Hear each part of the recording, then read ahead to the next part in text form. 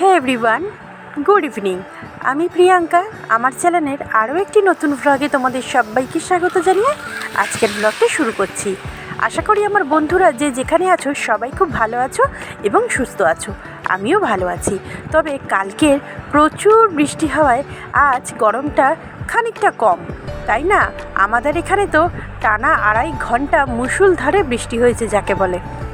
আর কাল রাতে ছিল আমাদের এক নিমন্ত্রণ বাড়ি, কিন্তু বৃষ্টির মধ্যে দুবার করে আমরা বেরিয়েছি, দুবার করে ভিজে বাড়ি ফিরে এসেছি। শেষমেশ যাওয়াই হয়নি কালকে রাতে।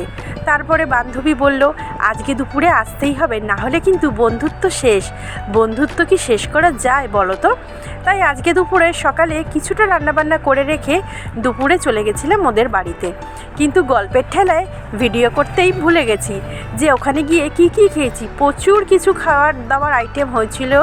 ওর মেয়ের জন্মদিন ছিল, মানে আমার ছোটো মেয়ের বন্ধুর বোনের জন্মদিন ছিল 1 বছরের, তো সেই উপলক্ষেই নিমন্ত্রণ করেছিল আর কি।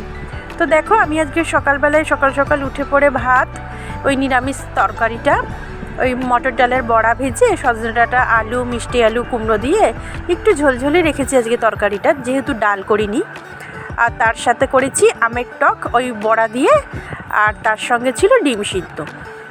তো রান্না টান্না সেরে আমরা সকালে টিফিন খেয়ে একটু বেরিয়েছিলাম, মেয়েদের কটা জিনিসপত্র কিনেছি, একটু গড়িয়াহাট গেছিলাম আর কি। তো কাল ভিডিওতে সেগুলি দেখাবো কী কী কিনলাম মেয়েদের জন্য।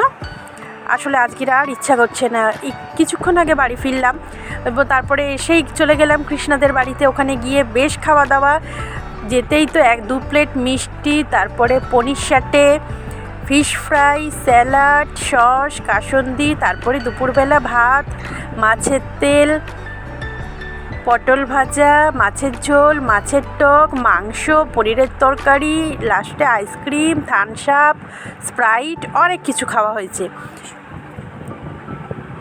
তারপরে তো আমি দেখো মানে অত কিছু খাওয়া দাওয়া করে একটু মায়ের কাছে গেছিলাম, মানে বাপের বাড়ির কাছেই ছিল।